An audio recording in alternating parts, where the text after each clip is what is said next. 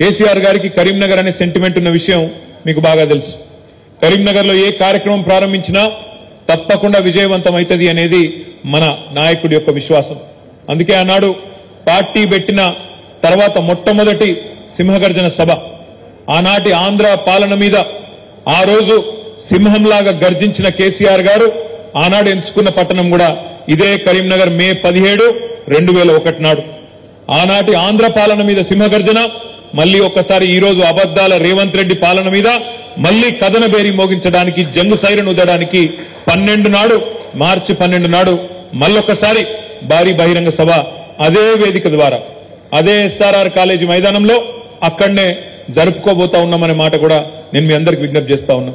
ఈ రోజు పోస్టర్లు ఆవిష్కరించుకున్నాం. ఈ పోస్టర్ గ్రామ గ్రామానికి పోవాలి, ప్రతి మండలానికి పోవాలి, ప్రతి పట్టణానికి పోవాలి.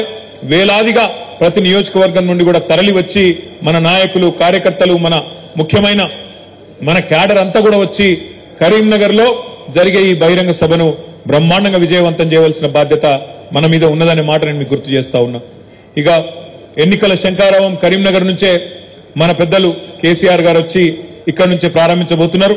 ముఖ్యంగా వినోదన గురించి ఇప్పటికే చాలా మంది సోదరులు, కౌశిక్ రెడ్డి గారు గాని, కమలాకర్ అన్న గాని, బాలకృష్ణ అన్న గాని అందరూ కూడా చాలా బ్రహ్మాండంగా వివరంగా చెప్పినారు. నేను మీ అందరితో ప్రార్థించేది ఒకటే, మీరు చూస్తున్నారు జరుగుతున్న రాజకీయ పరిణామాలన్నీ మీరు చూస్తా ఉన్నారు. నిన్నగాక మొన్న భారత ప్రధానమంత్రి నరేంద్ర మోడీ గారు మన తెలంగాణకు వచ్చిండు. వచ్చి మరి ఆదిలాబాద్ పార్లమెంటుకు ఇంకొకడికి వచ్చి ఏదో ఒకటి 2-3 కార్యక్రమాలకు శంకుస్థాపన లేచి హడావుడి చేసిపోయిండు.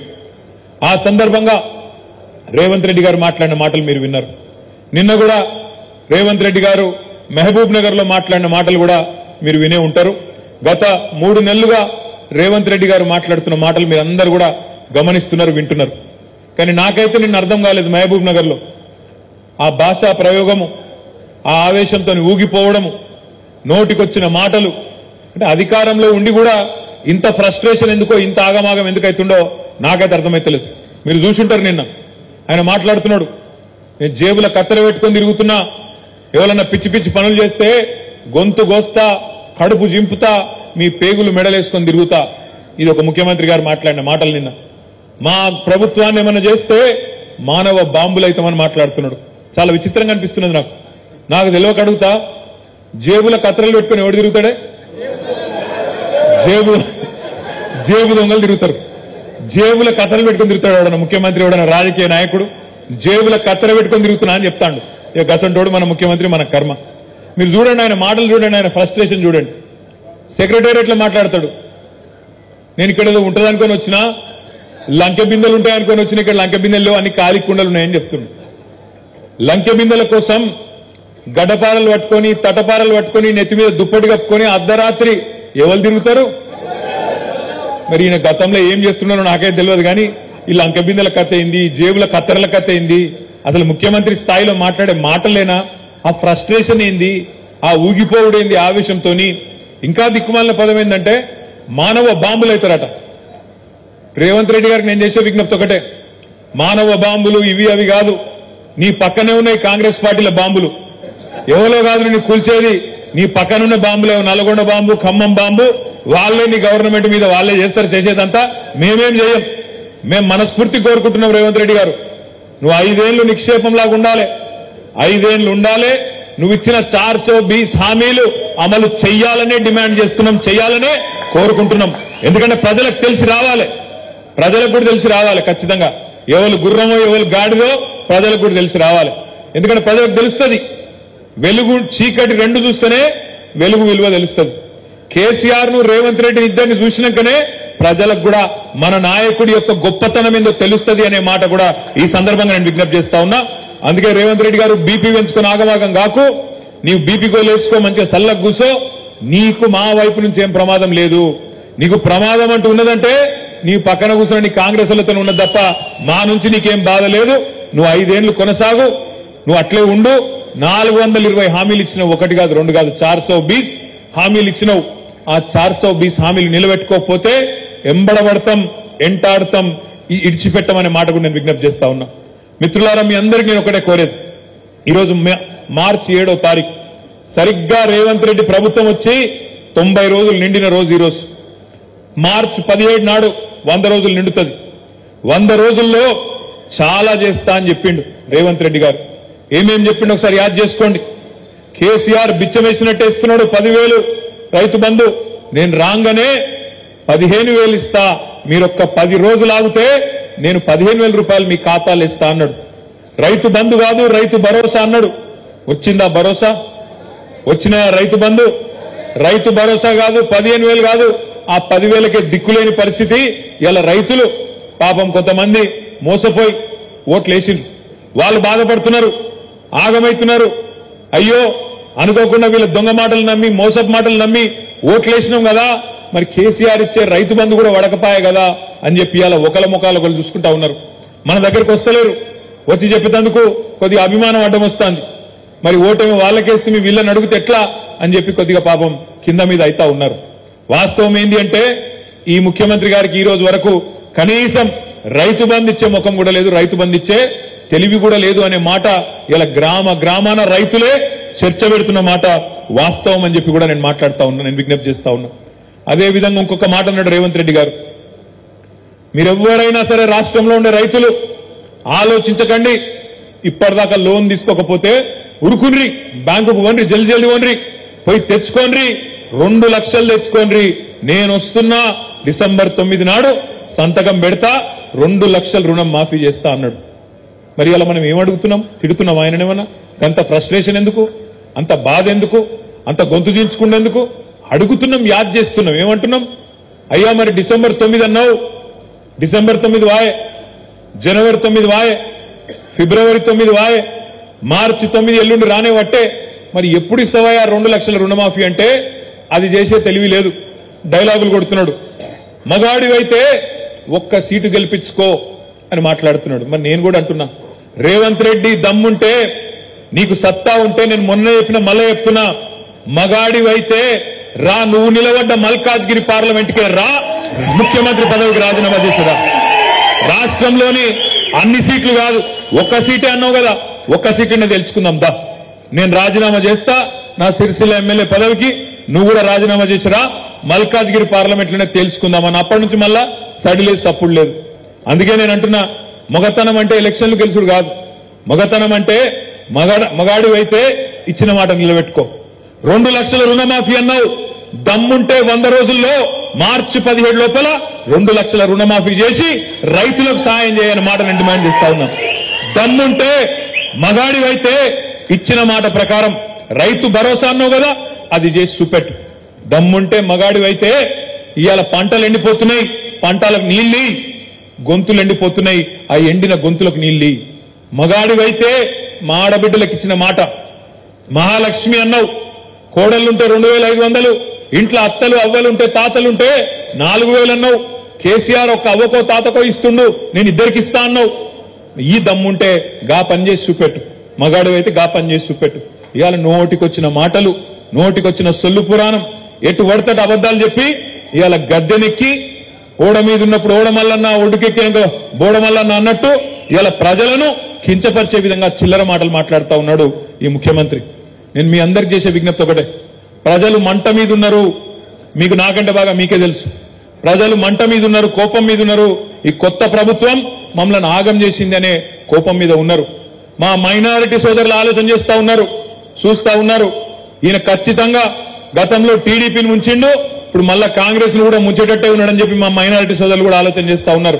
ఎందుకంటే మీరు చూస్తున్నారు ఏం మాట్లాడుతున్నాడు ఆయన. ప్రధానమంత్రి ముంగట పోయి నిలబడి ఆప్ హమారే బడే భయ్యా హై, బడే బాయి హై అంటాడు. అందుకే కేసీఆర్ గారు ఎప్పుడు చెప్తుంటారు, బడే బాయితో బడే బాయి చోటే మియా సుబాన్ అల్లా అని చెప్తుంటారు కేసీఆర్ గారు. గట్లున్నది కథ ఇయ్యాల. అసలు బడే బాయ్ అట నరేంద్ర మోడీ. ఇంకొక మాట అంటాడు సిగ్గు లేకుండా, ఇప్పుడే మా జమీల్ భాయ్ చెప్పిండు, ఆత్మగౌరవం కలిగిన ఏ తెలంగాణ బిడ్డ మాట్లాడని మాట, ఆత్మగౌరవం ఉన్న ఏ తెలంగాణ బిడ్డ కూడా ఒప్పుకోని మాట. అన్ని రంగాలలో ఇవాళ తెలంగాణ భారతదేశానికి ఆదర్శంగా మారితే, మనం పెట్టిన రైతు బంధు దేశానికి ఆదర్శమై పీఎం కిసాన్ అయింది కదా. మనం రైతు బంధు పెట్టినాకనే కదా మోడీ కాపీ కొట్టి పీఎం కిసాన్ అని పెట్టుకున్నాడు. మనం ఇంటింటికి నీళ్లు ఇచ్చినాకనే కదా మిషన్ భగీరథ ద్వారా మోడీ కాపీ కొట్టి హర్ ఘర్ జల్ అన్నాడు. మనం ఇక్కడ మిషన్ కాకతీయ చేసినాకనే కదా మోడీ కాపీ కొట్టి అమృత్ సరోవర్ అన్నాడు. ఇట్లా ఎన్ని రంగాల్లో దేశానికి ఆదర్శమైంది తెలంగాణ. అట్లాంటి తెలంగాణ మోడల్ను కించపరుస్తూ ఏం మాట్లాడుతావు నువ్వు? గుజరాత్ మోడల్ చేస్తాం మన రాష్ట్రాన్ని మాట్లాడతావా? ఏంటిది గుజరాత్ మోడల్ అంటే? తెల్లారలేసి హిందువులు ముస్లింలు తన్నుకునుడా, లేకపోతే రైళ్లలో పోయేటోళ్ళని కాల్చి చంపుడా? ఏంటిది నీ గుజరాత్ మోడలు? ఏంది నీకు నచ్చిన నీ గుజరాత్ మోడలు? మీ నాయకుడు రాహుల్ గాంధీ ఏమో గుజరాత్ మోడల్ బేకారు మోడల్, అటర్ ఫ్లాప్ మోడల్ అంటాడు. నువ్వేమో ఇక్కడుండి గుజరాత్ మోడల్ గొప్పదంటావు. ఇది మా రాష్ట్రంలో ఉన్న సోదరులందరూ చూస్తలేరు అనుకుంటున్నావా? ఆలోచన చేస్తలేరు అనుకుంటున్నావా? మీ నాయకుడు రాహుల్ గాంధీ ఏమో అదానిని పొట్టుపోటు తిడతాడు. 609వ స్థానంలో ఉన్న అదాని ప్రపంచంలో మోడీ గారి ప్రాపకం వల్లనే 2వ స్థానానికి ఎదిగిండు అని రాహుల్ గాంధీ మాట్లాడతాడు. నువ్వేమో అదానితో నలైబలై చేసుకొని అదాని సాన గొప్పోడు తెలంగాణకు వస్తున్నాడు అని చెప్తాడు. ఇట్లా ఒకటి రెండు కాదు, చెప్పుకుంటా పోతే సిగ్గుపోతుంది. గని దిక్కుమాలిన పనులు చేసిన ఈ రేవంత్ రెడ్డి ప్రభుత్వం 90 రోజుల్లోనే ఇవాళ ప్రజాభిమానాన్ని కోల్పోయి ఇవాళ ప్రజల్లో పల్సన్ అయ్యింది. నిన్న ఆయన మాట్లాడుతుంటే గమ్మత్ అనిపించింది నాకు. ఆయన అంటాడు కాలం మంచిగా కాలేదు, కరువు వస్తున్నది, కాబట్టి అందరం కలిసి ఎదుర్కొందామంట. నేను మిత్రులందరూ దయచేసి జాగ్రత్తగా వినాలని విజ్ఞప్తి చేస్తా ఉన్నాను. ఇది కాలం తెచ్చిన కరువు కాదు, ఇది కాంగ్రెస్ తెచ్చిన కరువు అనే మాట నేను మీకు విజ్ఞప్తి చేస్తా ఉన్నా. కాలం తెచ్చిన కరువు కానే కాదు, ఇది కాంగ్రెస్ తెచ్చిన కరువు. ఎట్లా అంటారా? ఒక్కసారి దయచేసి ఆలోచన చేయండి.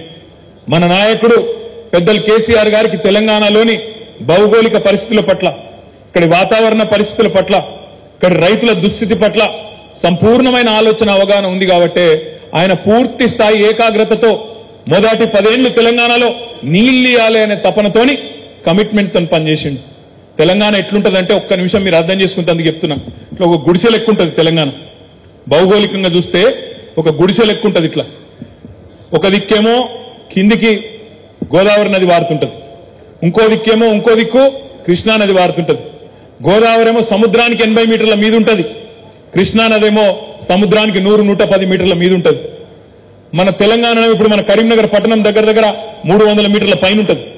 హైదరాబాద్ 535 మీటర్ల మీద ఉంటుంది. ఇట్లుంటది తెలంగాణ, ఇట్లా గుడిసె లెక్క. మరి నీళ్లు కిందున్న నీళ్లు పైకి తేవాలి, కరీంనగర్ నీళ్లు తేవాలి, చొప్పదండికి నీళ్లు తీసుకురావాలి, హుస్నాబాద్ హుజురాబాద్ సిరిసిల్లకు, వేములవాడకు, సిద్దిపేటకు నీళ్లు తేవాలంటే నీళ్లు పైకి తీసుకొచ్చుడు, గుంజుకొచ్చుడు, బోర్లు ఎట్లయితే వేస్తామో, భూగర్భంలో ఉండే నీళ్లను గుంజతందుకు, పైకి గుంజతందుకు బోరింగ్లు ఎట్లయితే వేస్తామో గట్లనే లిఫ్ట్ పెట్టి ఆడికెళ్లి నీళ్లు తీసుకురావాలి. అందుకే కేసీఆర్ గారు ఏం చేసిండు? మేడిగడ్డ దగ్గర ఎక్కడనైతే 80 మీటర్ల కాడ గోదావరి నది ప్రవహిస్తుంటదో, ఎక్కడనైతే ఎర్రటి ఎండాకాలంలో కూడా మే నెలలో కూడా రోజుకు 100 టీఎంసీల నీళ్లు, 100,000 క్యూసెక్ల నీళ్లు కిందికి సముద్రంలోకి వృధాగా పోతున్నాయో, వేస్ట్ గా పోతున్నాయో అవి అక్కడ బ్యారేజ్ కట్టి ఆడికెళ్లి నీళ్లు కట్టి ఆడికెళ్లి దశల వారీగా మేడిగడ్డ నుంచి అన్నారం నుంచి సుందిల్లా, ఆడికెళ్లి ఎల్లంపల్లికి వెళ్లి మిడ్మానేరు మీదికెళ్లి ఒక దిక్కు మలకపేట, ఇంకో దిక్కు గౌరవెల్లి, ఇంకో దిక్కు అన్నపూర్ణ, ఆ పైకి రంగనాయక సాగరు, ఆ పైకి మల్లన్న సాగరు, ఆ మీదికి కొండపోచమ్మ సాగర్. 80 మీటర్ల నుంచి కొండపోచమ్మ సాగర్ గజ్వేల్ దగ్గర ఏదైతే ఉన్నదో 618 మీటర్ల మీద ఉంటుంది. అది ఒక ఆడికి నీళ్లు తీసుకొచ్చే అద్భుతమైన ప్రాజెక్టు కాళేశ్వరం అనే ప్రాజెక్టు. ప్రపంచంలోనే అతి పెద్దదైన ప్రాజెక్టు కాళేశ్వరం లిఫ్ట్ ఇరిగేషన్ లో. అంటే ఈ పిచ్చోళ్ళకి అది తెలియదు, బండి సంజయ్కి తెలియదు, రేవంత్ రెడ్డికి తెలియదు. వాళ్ళు మాట్లాడితే మేడిగడ్డ అంటారు. మేడిగడ్డ అనేది మొత్తం కాళేశ్వరం ప్రాజెక్టులో ఉండే 100 భాగాల్లో ఒకటి మేడిగడ్డ. ఆ మేడిగడ్డలో కూడా మనం పోయి చూసి వచ్చినాం. మొత్తం బ్యారేజ్ పొడవు 1.6 కిలోమీటర్లు, 1600 మీటర్లు, 85 పిల్లర్లు ఉన్నాయి అందులో. ఆ 85 పిల్లర్లల్లా ఒక పిల్లర్కు బాగా డ్యామేజ్ అయింది, ఇంకో 2 పిల్లర్లు పక్కయి కూడా దెబ్బతిన్నాయి. ఒక నిమిషం మీరు దయచేసి జాగ్రత్తగా ఆలోచించండి. 100 భాగాలు ఉండే కాళేశ్వరం ప్రాజెక్టులో ఒక్క భాగం మేడిగడ్డ. ఆ మేడిగడ్డలో కూడా 85 పిల్లర్లుంటే 3 పిల్లర్లు దెబ్బతిన్నాయి అనుకో, దాన్ని రిపేర్ చేయొద్దా? రాగానే ప్రభుత్వం ఏం చేయాలి? సరే తప్పు జరిగింది గతంలో అనుకో, తప్పు చేసిన వాళ్ళ మీద శిక్ష వేయాలి, వెంటనే దాన్ని దిద్దుబాటు చర్యలు తీసుకోవాలి. గతంలో జరగలేదా? కాంగ్రెస్ పరిపాలనలో ఇంజనీరింగ్ ప్రాజెక్టులలో, సాగునీటి ప్రాజెక్టుల్లో ఇబ్బందులు రాలేదా? కడెం ప్రాజెక్ట్ అని ఉంటుంది పక్కనే ఆదిలాబాద్ జిల్లాలో, 2 సార్లు కొట్టుకపోయింది. అది ఒకసారి కాదు, కాంగ్రెస్ గడితే 2 సార్లు కొట్టుకపోయింది. ఒకసారి 1950s లో కొట్టుకపోయింది, ఇంకోసారి 1970s లో కొట్టుకపోయింది. పక్కనే ఉంటుంది వరంగల్ జిల్లా. వరంగల్ జిల్లాలో ఒక ప్రాజెక్టు గుండ్లవాగు ప్రాజెక్టు అని వైఎస్ రాజశేఖర రెడ్డి గారు ఆనాడు ములుగు కాన్స్టిట్యున్సీలో ఉంటుంది ప్రస్తుతం. అక్కడ గడితే ఒకటే తారీఖు నాడు ఒకటే తేదీ నాడు వరుసగా 2 సంవత్సరాలు కొట్టుకుపోయింది ఆ ప్రాజెక్టు. ఆ రోజు ఈ రోజు మంత్రిగా ఉన్న సీతక్క గారు ఆ రోజు తెలుగుదేశం పార్టీలో ఉండే ఆమె ఆనాడు హన్మకొండకెళ్లి ములుగులో గోవిందరావుపేట మండలంలో ఉంటుంది అది ఆ ప్రాజెక్టు. ఆడిదాకా పాదయాత్ర చేసి ధర్నా చేసి నానా రచ్చ చేసింది. మూసీ గేట్లు కొట్టుకపోలేదా? నాగార్జున సాగర్ ప్రాజెక్టులో లీకేజ్ రాలేదా? శ్రీశైలంలో లీకేజీలు రాలేదా?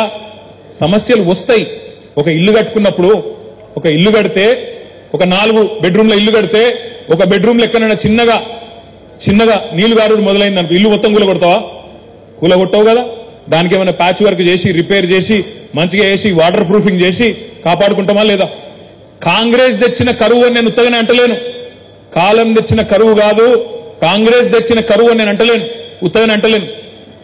ఎందుకంటే కేసీఆర్ గారు ఎంతో ముందు చూపుతోనే గతంలో ఎన్నో సంవత్సరాలు వరుస కరువు చూసినాం కాబట్టే ఆ దరిద్రం వల్ల మనకు రావద్దని ఆ దరిద్రం మీద కరువు మీద సంధించిన బ్రహ్మాస్త్రమే కాళేశ్వరం ప్రాజెక్టు అనే మాట నేను మీకు విజ్ఞప్తి చేస్తా ఉన్నా. ఇవాళ కాళేశ్వరం నుంచి గినక మేడిగడ్డను వచ్చిన వెంటనే రిపేర్లు ప్రారంభించి 3 నెలల్లో పూర్తి చేసింటే ఆ నీళ్లు ఇవాళ బ్రహ్మాండంగా సొప్పదండిలో, హుజూరాబాద్లో, కరీంనగర్లో, మానకొండూరులో ఎండుతున్న పంటలకు ఇచ్చే అవకాశం ఉంటుండే అని చెప్పేందుకు నేను మీకు ఈ విషయం చెప్తా ఉన్నా. నేను మొన్న సిరిసిల్ల పోతే మా మానేరు వాగు పక్కకే 5-6 ఊర్లుంటాయి. పదిర, కొండాపూరు, రామలక్ష్మణులపల్లె, హరిదాస్ నగరు, వాళ్ళందరూ వచ్చింది. అందరూ వచ్చి ఆవునూరు వాళ్ళందరూ వచ్చి అడిగినారు, అన్న పంటలు ఎండిపోయేటట్టున్నాయి, ఆ చెక్ డ్యాంలకు నీళ్లు వచ్చేటట్టు చేయండి అన్నారు. చెక్ డ్యాంలకు నీళ్లు రావాలంటే ఏం చేయాలి? నేను కింద మేడిగడ్డ దగ్గర పంపు చాలు చేస్తే ఆ నీళ్లు మిడుమానేరుకు వస్తే, మిడుమానేరు నుంచి మల్లన్న సాగర్కి వస్తే, మల్లన్న సాగర్ నుంచి కూడెల్లి వాగులో వస్తే ఆ వాగులకు వెళ్లి మా మానేరులకు నీళ్లు వస్తుండే కేసీఆర్ ఉన్నప్పుడు. కానీ ఇవాళ ఈ సన్నాసి రేవంత్ రెడ్డి వచ్చినాక ఆయనకి ఏదీ తెలియదు. కాళేశ్వరం ఏందో తెలియదు, మేడిగడ్డ ఏందో తెలియదు, మల్లన్న సాగర్ తెలియదు, చెరువులు నింపుడు తెలియదు, వాగులలో నీళ్లు పోసుడు తెలియదు, రైతుల పంటలు కాపాడు అంతకంటే తెలియదు. ఎవడో రాసిచ్చిడినో చదివిండు, కరువు వచ్చింది కాబట్టి రేపు రాబోయే రోజుల్లో గోస అవుతుంది తయారు కాండ్రి అంటున్నా. అందుకే నేను అంటున్నా, ఇది కాలం తెచ్చిన కరువు కానే కాదు. కాళేశ్వరం లాంటి ప్రాజెక్టు ఉండగా కాంగ్రెస్ పట్టించుకోకపోవడం వల్ల, రిపేర్లు చేయకపోవడం వల్ల కాంగ్రెస్ తెచ్చిన కరువు అనే మాటలు రైతులకు ఊరూరా చెప్పవలసిన బాధ్యత మన మీదనే ఉన్నది. తప్పకుండా చెప్పాలి రైతులకు. ఇలా నీళ్లు ఎండుతున్నాయి అంటే ఇంతకుముందు మా అన్న అన్నాడు, బాలకృష్ణ అన్నాడు, కౌశిక్ కూడా అన్నాడు, ఇదే టైంలో ఇవాళ కేసీఆర్ ముఖ్యమంత్రిగా ఉంటే ఎట్లన్నా సరే నీళ్లు తెస్తుండే, ఆ రైతుల పొలాలు కాపాడుతుండే అనే మాట ఇవాళ రైతుల గుండెల్లో నిండా ఉన్నది. అది గుర్తు చేయవలసిన బాధ్యత మన మీద ఉన్నది. సునీల్ రావు గారు ఇప్పుడే మేయర్ చెప్తున్నాడు, అన్నా మనం ప్రభుత్వంలో ఉండగా కరీంనగర్కు రోజు నీళ్లు ఇచ్చే స్కీమ్ చాలు చేసినామన్నా, కానీ దరిద్రం ఏంటంటే ఇప్పుడు ఎల్ఎండీలో నీళ్లు లేవు, కాళేశ్వరంలో కింద వీళ్ళు పట్టించుకోక అక్కడ మేడిగడ్డ కాడికెళ్ళి నీళ్లు లిఫ్ట్ చేయక, లేదా ఆడికెళ్ళి నీళ్లు తెచ్చే ముఖం లేక కేసీఆర్ ను బద్నాం చేయాలని ఇలా ఎల్ఎండీని ఖాళీ చేస్తానన్నా. చేయడం వల్ల రాబోయే రోజుల్లో కరీంనగర్ లో కూడా గొంతెండుతుంది, ఇక్కడ కూడా డైలీ వాటర్ సప్లై బంద్ అవుతుంది అనే మాట మేయర్ గారు చెప్తా ఉన్నారు. సిగ్గుచేటు కాదా? కేసీఆర్ మీద కోపం ఉంటే, బీఆర్ఎస్ మీద కోపం ఉంటే బద్నాం చేయాలంటే ఇది ఒక్కటే ఉన్నది ఆ పద్ధతి. రైతుల పొలాలు ఎండాలి, ప్రజల గొంతెండాలి, బతుకులాగం కావాలి అని చెప్పి అప్పుడు మళ్ళీ కేసీఆర్ ని తిట్టాలి అని ఒక చిల్లర ఆలోచన తప్ప, చిల్లర రాజకీయం తప్ప ఇది ఒక ముఖ్యమంత్రికి ఉండవలసిన పద్ధతేనా? ఇది ఆలోచించమని చెప్పి నేను కోరుతా ఉన్నా. ఇక కాంగ్రెస్ ఏమో ఇట్లున్నది, ఇక బీజేపీ సంగతి నాకంటే బాగా మీకే తెలుసు. ఇక్కడ ఒక మహానుభావుడు, ఇక్కడ ఒకప్పుడు గొప్ప గొప్పోళ్ళు ప్రాతినిధ్యం వహించిన లోక్సభ ఇది, మంచి మంచోళ్ళు ఇక్కడ నుంచి ఎంపీలు ఉండే, ఒక చొక్కరావు గారు అనే ఒక పెద్ద మనిషి ఉండే, మంచి పేరు సంపాదించుకున్న పెద్ద మనిషి, కేసీఆర్ గారు ఉండే, బద్దం ఎల్లారెడ్డి గారు ఉండే, అట్లాంటి మహానుభావులు ఇక్కడ నుంచి ప్రాతినిధ్యం వహించిన ఈ కరీంనగర్ లో ఇవాళ ఒక ఆయన వచ్చిండు, ఆయన చూసిన ప్రతిసారి దండం పెట్టబుద్ధి అవుతుంది నాకైతే. ఎట్లా గెలిచిండ్రా నాయన ఆయన ఏం మాట్లాడుతాడో అర్థం కాదు, ఎప్పుడు ఏమంటాడో అట్లా అర్థం కాదు, ఏం ఒరుతాడో అర్థం కాదు. బండి సంజయ్ గారు గెలిచిండు, అడ్డిమారి గుడి దెబ్బ అని గెలిచిండు. గెలిచినాక 5 ఏళ్లు నేను బండి సంజయ్ గారిని ఒకటే అడుగుతున్నా, మా వినోదాన్ని ఇక్కడనే ఉన్నాడు, నువ్వు ఎప్పుడు రమ్మంటావో చెప్పు, అప్పుడు వస్తాడు కరీంనగర్ కమాన్ కాడికి. కరీంనగర్ కమాన్ కాడికి మా వినోదన్న మా పార్టీ తరఫున నువ్వు ఎప్పుడు రమ్మంటే అప్పుడు వస్తాడు. ఎందుకంటే గత 10 ఏళ్లలో 2014 నుంచి 24 వరకు 10 ఏళ్లలో మోడీ ప్రధానమంత్రిగా ఉన్న ఢిల్లీలో మొదట 5 ఏళ్లు వినోదన్న ఎంపీగా చేసిండు. తర్వాత 5 ఏళ్లు నువ్వు ఎంపీగా చేసినావు. సరే, మరి ప్రధానమంత్రి మోడీ ఉండే. ఈ 10 ఏళ్లలో ఎంపీగా కరీంనగర్కు ఎవరు ఏం చేసిండ్రో బహిరంగ చర్చకు దమ్ముంటే రా బండి సంజయ్, మా వినోదన్న మా పార్టీ తరఫున వస్తాడనే మాట నేను మీకు విజ్ఞప్తి చేస్తా ఉన్నా. డేట్ నువ్వు డిసైడ్ చేయి, టైం నువ్వు డిసైడ్ చేయి, ప్లేస్ మాత్రం కరీంనగర్ కమాన్. ఎందుకంటే కరీంనగర్ కమాన్లోనే తెలుసుకోవాలి నీ బతికేందో నీ లెక్కేందో. ఒక్కసారి ఆలోచించండి. 5 ఏళ్లలో కరీంనగర్లో సొల్లువాగుడు, పిచ్చివర్రుడు, ఎక్కడ పడితే అక్కడ మొరుగుడు, కేసీఆర్ తిట్టుడు తప్ప ఒక్క మంచి పని చేసిండా? బుడ్డ పైసమందా మంచి పని చేసిండా? ఒక్క పని. కరీంనగర్కు మొత్తం పార్లమెంటుకు ఒక గుడి తెచ్చినవా? ఒక బడి తెచ్చినవా? ఒక కాలేజీ తెచ్చినవా? ఒక్క పరిశ్రమ తెచ్చినవా? ఒక రోడ్డు తెచ్చినవా? ఒక రైలు తెచ్చినవా? మరి ఎందుకు ఎంపీకనికి నువ్వు ఎంపీగా ఉండాలని నేను అడుగుతా ఉన్నా. ఇయ్యాల ఎందుకు వేయాలని నీకు ఓట్లని నేను అడుగుతున్నా. మాట్లాడితే సొల్లు పురాణం, తెల్లారు లేస్తే నోటికొచ్చిన మాటలు, ఇష్టం వచ్చిన బూతులు, ఎటు పడతాడు సైకో లెక్క ఒర్రుడు తప్ప నువ్వు చేసింది ఏంది అని నన్ను అడుగుతున్నా. ఒక్క పని. నేను ఇవాళ మళ్ళొక్కసారి బండి సంజయ్ని అడుగుతున్నా, రమ్మంటే చెప్పు, కమలాకర్ అన్న వస్తాడు లేదా వినోదాన్ని వస్తాడు, మేము కావాలంటే నీకు చూపెడతాం. 10 ఏళ్లలో టీఆర్ఎస్ ప్రభుత్వం, బీఆర్ఎస్ ప్రభుత్వం ఏం చేసింది అభివృద్ధి, ఎక్కడెక్కడ ఏం కట్టినాం, రోడ్లు ఏం కట్టినాం, బిల్డింగ్లు ఏం కట్టినాం, స్కూళ్ళు ఏం కట్టినాం, మెడికల్ కాలేజీలు ఏం కట్టినాం, ఎక్కడ సస్పెన్షన్ బ్రిడ్జ్లు కట్టినాం, ఎక్కడ రివర్ ఫ్రంట్ కట్టినాం, ఎక్కడ గుడి కట్టినాం, తిరుమల తిరుపతి అద్భుతమైన వెంకటేశ్వర స్వామి ఆలయం కూడా ఎక్కడ కడుతున్నామో మేము తీసుకుపోయి నీకు చూపెడతాం. నువ్వు చేసిన ఒక్క పని చెప్పు.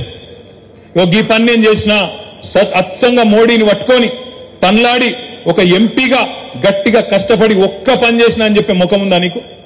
ఇవాళ నీకు ఎందుకు ఓటేయాలి, ఏం చూసి ఓటేయాలి? శివలింగం మీద తేలులాగా ఇలా చూస్తా వస్తుంటే ఆడికెళ్ళి శనిగరం యువతలకెళ్ళి పోస్టర్లు మొదలైనవి. పైన రాముడు, కింద బండి సంజయ్. తిడదామంటే పైన రాముడు అంటే ఏందన్నట్టు, శివలింగం మీద తేలు లెక్క. గట్టిగా తేలు ఏమని అందామంటే దేవుడాయ కింద, అదో భయం. ఇలా అట్లనే సేమ్ రాముడిని అడ్డం పెట్టుకొని ఇలా రాముడిని అడ్డం పెట్టుకొని మాట్లాడుతున్నాడు. ఇంకా నీచమైన మాటలు. సరే, ఆయన మన పార్టీ కాదు, ఇక్కడున్న మంత్రి పొన్నం ప్రభాకర్, కానీ ఏం మాటలు మాట్లాడతారండి బండి సంజయ్? ఇలా మా ఆడబిడ్డలు ఆలోచించాలా. నువ్వు మీ అమ్మకే పుట్టినవని గ్యారంటీ ఉందా అంటాడా? అసలు ఇజ్జత్ ఉందా మాట్లాడేందుకు? కేసీఆర్ గారు ఒక్క మాట అంటే పోయిన ఎలక్షన్ లో నానా రచ్చ చేసి ఊరూరికి ఫ్లెక్సీలు పెట్టి చిల్లర ప్రచారం అంతా చేసి గోల్మాల్ గెలిచిన ఎంపీ గారు క్షమాపణ చెప్తావా మా ఆడబిడ్డలకు? నీ తల్లికి నువ్వు పుట్టినవా అని అడిగేటోడు మన ఎంపీగా ఉండడు అవసరమా? నీ తల్లికి నువ్వు పుట్టినవా అని చెప్పి ఇవాళ ఒక మాట, చిల్లర మాట మాట్లాడేటోడు ఒక చిల్లరగాడు ఇవాళ మన ఎంపీకి పనికొస్తాడా? ఆలోచించండి. ఇట్లాంటి చిల్లర మాటలు, ఇట్లాంటి చిల్లర వ్యాఖ్యానాలు, రాజకీయ ప్రత్యర్థుల మీద నోరు వారేసుకోవడాలు, ఇదేనా నీకు తెలిసిన నీతి? ఏం బీకినావు కరీంనగర్కి 5 ఏళ్లలో? కరీంనగర్ పార్లమెంట్కి నువ్వు చేసిన పనేంది? సిరిసిల్లలో ఉండే నేతన్నలకు ఒక పని చేసినవా? జమ్మికుంటలో ఉండే నేత కార్మికుల కోసం ఒక పని చేసినవా? కరీంనగర్ పార్లమెంట్ పరిధిలో ఉండే రైతులకు ఒక పని చేసినవా? ఏం పని చేసినావు నువ్వు? ఒక్క పని ఏ వర్గానికి చేసినావు? గిరిజనులకు చేసినవా? దళితులకు చేసినవా? మహిళలకు చేసినవా? ఏమీ లేదు. ఆఖరికి నీకు ఇచ్చిన ఎంపీ నిధులు కూడా ఖర్చు పెట్టే చేత కాదు. నువ్వు ఎంపీకి ఎందుకు ఉండాలని నేను అడుగుతా ఉన్నా. ఆయన అంటాడు, నేను మొన్న గిట్లే మాట్లాడితే లాస్ట్ టైం కరీంనగర్కి వచ్చినప్పుడు దేశం కోసం ధర్మం కోసం పనిచేస్తున్నా అంటాడు. మరి ధర్మం కోసం పనిచేస్తున్నావు అయితే మఠం పెట్టుకో, ఎవడొద్దనండి నిన్ను? మంచిగా మఠం పెట్టుకో, మంచిగా మొత్తం కాషాయం వేసుకో, బ్రహ్మాండంగా తిరిగి. ఎంతోమంది స్వామీజీలు పెద్ద పెద్ద వాళ్ళు ఎంతో మంది పనిచేస్తున్నారు సర్వం మొత్తం పరిత్యజించి. అట్లా అదంతద్దట. ఇటు ఎంపీ పదవి కావాలి, అధికారం కావాలి, బ్రహ్మాండంగా అధికారం ద్వారా వచ్చే లాభాలు కావాలి, కానీ ధర్మం కోసం పనిచేస్తున్నాను పోజులు కొట్టాలి. ప్రజల కోసం మాత్రం కరీంనగర్ కోసం పని చేయవద్దు. అందుకే తమ్ముళ్లను, అన్నలను, అక్కలను, చెల్లెలను అడిగేది, ఇవాళ మన కోసం గర్జించే గొంతు, మన కోసం అద్భుతంగా రేపు పార్లమెంట్ లో కరీంనగర్ వాణిని వినిపించే గొంతు మన వినోదన్న గెలవాలంటే తప్పకుండా మనందరం కూడా గట్టిగా పనిచేయాల్సిన అవసరం ఉంది. మా తమ్ముడు కౌశిక్ రెడ్డి ఒక గొప్ప మాట చెప్పిండు. మీరందరూ కూడా మీరందరినీ ప్రార్థిస్తా ఉన్నాం. నాకు తెలుసు ఈ సంవత్సరం మొత్తం ఎలక్షన్లే. పార్లమెంట్ అయిపోగానే పంచాయతీ ఎన్నికలు అయిపోగానే ఎంపీటీసీలు, జెడ్పీటీసీలు, కౌన్సిలర్ ఎన్నికలు. మీ అందరికీ నేను ఒకటే మాట ఇస్తా ఉన్నా, పార్టీ యొక్క వర్కింగ్ ప్రెసిడెంట్ గా మిమ్మల్ని అందరినీ గెలిపించుకునే బాధ్యత తప్పకుండా మేము తీసుకుంటాం. మీ వేదిక మీద కూర్చున్న వాళ్ళం మేము ఊరూరు తిరుగుతాం. ఈ రోజు మీరెట్లయితే కాలికి బల్పం కట్టుకొని తిరుగుతారో రేపు మీకోసం అంతకంటే ఎక్కువ పనిచేసే బాధ్యత ప్రతిపక్షంలో ఉన్నా తప్పకుండా మిమ్మల్ని గెలిపించేందుకు ఊరూరు తిరిగే బాధ్యత నేను తీసుకుంటా అని చెప్పి నేను మీకు మాటిస్తా ఉన్నా. దయచేసి నేను మిమ్మల్ని కోరుతా ఉన్నా, ఈ ఎలక్షన్ కొట్లాడేది మనం వినోదన్న కోసం కాదు. 4 అసెంబ్లీలలో ఇవాళ మన ఎమ్మెల్యేలు లేరు. అక్కడ ఎమ్మెల్యేలాగా పనిచేయాలంటే, అక్కడ మీకు కష్టంలో సుఖంలో అన్నిటికీ అండగా ఉండాలంటే మన వినోదన్న పూర్తి బాధ్యత తీసుకొని మీకు అండగా ఉంటాడనే మాట కూడా నేను మీకు విజ్ఞప్తి చేస్తున్నా. ఇంకొక మాట కూడా నేను మీకు విజ్ఞప్తి చేస్తా ఉన్నా. ఇవాళ కొంతమంది అక్కడనో ఇక్కడనో కాంగ్రెస్ గురించి మాట్లాడేటోళ్ళుంటే వాళ్ళకు కూడా చెప్పండి. నిన్న రేవంత్ రెడ్డి, ముఖ్యమంత్రి రేవంత్ రెడ్డి ప్రధానమంత్రి ముంగట్నే ఒక మాట అన్నాడు, మీరు ఇన్నింటారు. ఏమన్నాడు రేవంత్ రెడ్డి? బడే బాయ్, మీ ఆశీస్సులు భవిష్యత్తులో కూడా రాబోయే రోజుల్లో కూడా మాకు ఉండాలి అన్నాడు. అంటే ఏందన్నట్టు? 10 రోజుల్లో ఎలక్షన్ పెట్టుకొని నీ ఆశీస్సులు నాకు ఉండాలి అని అంటున్నట్టు ఏందన్నట్టు? మా రాహుల్ గాంధీ బేకార్గాడు, సన్నాసి, వాడు గెలిచేది లేదు, పీకేది లేదు, కాంగ్రెస్ అనేది వచ్చేది లేదు, సచ్చేది లేదు, మళ్ళా నువ్వే ఉంటావని చెప్తాడు. గంత మాట ముఖ్యమంత్రి అన్నాక మరి కాంగ్రెస్ కోటేసులు ఎందుకు? దాని బదులు తీసుకుపోయి మోరిలో వారిస్తే అయిపోయాయి. ముఖ్యమంత్రికే నమ్మకం లేదు కాంగ్రెస్ పార్టీ గెలుస్తుందని, రాహుల్ గాంధీ ఏదైనా పీక్తాడని. అట్లాంటి కాంగ్రెస్ ఓటేసుడు అవసరమా? ఈ మాట మనం తప్పకుండా చర్చ పెట్టాలి. ఇలా కాంగ్రెస్ గెలువది, వాళ్ళతో అయ్యేది లేదు, పోయేది లేదు, ఊదు గాలది, పీరి లేవది. ఎందుకంటే మా మైనారిటీ సోదరులు కూడా ఆలోచన చేయాలి. ఇలా వాళ్ళు ఎవరో ఢిల్లీకి వెళ్ళి చెప్తున్నారని, వీళ్ళు ఎవరో మహారాష్ట్రకి వెళ్ళి చెప్తున్నారని ఆగం కాకుండా మాట్లాడుతూ ఒకటే అంటారు, BJP be team be team. నేను ఒకటే అడుగుతున్నా, ఎవడు బీ టీము బీజేపీకి? ఇలా ఆర్ఎస్ఎస్ ఏబీవీపీ నుంచి వచ్చిన రేవంత్ రెడ్డా, ఆయన ఆధ్వర్యంలో ఉన్న కాంగ్రెసా, లేదా ఇవాళ మోడీ గారి మీద బీజేపీ మీద వీరోచితంగా పోరాటం చేస్తున్న బీఆర్ఎస్ఆ? మాట్లాడుతూ ఒకటే మాట, ఎందుకు కవితను అరెస్ట్ చేయలే అని ఒకటి అంటాడు. కవితను అరెస్ట్ చేయలేదు కాబట్టి మీరు బీజేపీ బీ టీం. నేను అడుగుతున్నా, బీ టీమే అయితే అసలు కేసు అవుతుండేనా? మొదలు అరెస్ట్ చేయలే అంటున్నావు కదా, నిజంగానే మేము బీ టీం అయితే మాకేదో అండర్స్టాండింగ్ ఉంటే అసలు కేసు అవుతుండేనా? అయ్యేతే కాదు కదా, ఈ దేశంలో మనం చూస్తున్నాం కదా, ఒక్క బీజేపీ మీద కేసు ఉందా? బీజేపీకి తొత్తులుగా ఉన్న ఒక్కల మీద కేసు ఉందా ఈ దేశంలో? బీజేపీ వాళ్ళందరూ రాజా హరిశ్చంద్రుని తమ్ముళ్ళు, బామ్మర్దులు, ఏలు విడిచిన కజిన్లు, మిగతా వాళ్ళే అందరూ లంగలు దొంగలు వాళ్ళ దృష్టిలో. మరి అట్లాంటప్పుడు మన మీద కేసులు పెట్టి మనని ఇష్టమున్నట్టు టార్గెట్ చేసుకుంటా, ఇలా మన ఎంపీలను గుంజుకొని వాళ్ళ పార్టీలు చేర్చుకుంటా, గాలతో మనకేం పొత్తుంటుందండి? గాలతో మనకేం సంబంధం? ఇవాళ వాళ్ళ మీద వీరోచితంగా పోరాటం చేస్తూ, వాళ్ళని నిలువరించే ప్రయత్నం చేస్తూ, ఇవాళ బండి సంజయ్ని అసెంబ్లీలో ఓడగొట్టింది ఎవరు? బండి సంజయ్ని అసెంబ్లీ ఎన్నికల్లో ఓడగొట్టింది ఎవరు? మొన్న కమలాకర్ అన్న బీఆర్ఎస్ అయినా, ధర్మపురి అరవింద్ ఓడగొట్టింది ఎవరు? బీఆర్ఎస్ అయినా, ఈటెల రాజేందర్ హుజూరాబాద్ లో ఓడగొట్టింది ఎవరు? బీఆర్ఎస్ అయినా, గజ్వేల్లో ఈటెల రాజేందర్ ఓడగొట్టింది ఎవరు? సోయం బాబురావు ఓడగొట్టింది ఎవరు?